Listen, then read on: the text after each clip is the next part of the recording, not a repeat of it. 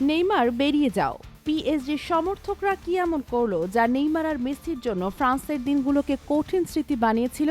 Neymar junior এবং Lionel Messi football বিশ্বের দুই কিংবদন্তি। নেইমার 2017 সালে রেকর্ড ট্রান্সফারে পিএসজিতে যোগ দেন আর মেসি আসেন 2021 সালে। দুজনেই পিএসজিতে নিজেদের সর্বোচ্চটা দিয়েছেন, কিন্তু তাদের সময়টা ছিল চ্যালেঞ্জে ভরা।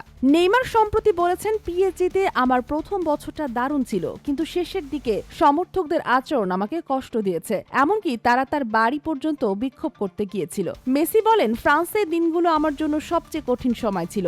ঘটনার মূল কেন্দ্র ছিল প্যারিস সেন্ট জার্মেই, ফ্রান্সের অন্যতম সেরা ফুটবল ক্লাব। পিএসজির সমর্থকরা তাদের ঘরোয়া লিগ সাফল্যের জন্য এতটা খুশি ছিল, চ্যাম্পিয়ন্স লিগে ব্যর্থতার জন্য ততটাই হতাশ হয়েছিল।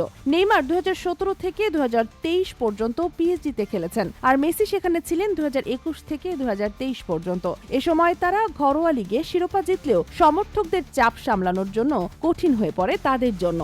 পিএসজির বড় সমস্যা ছিল চ্যাম্পিয়ন্স লিগে সাফল্য না পাওয়া। সমর্থকদের ধারণা ছিল নেইমার এবং মেসি তাদের প্রত্যাশা পূরণ করতে পারেননি।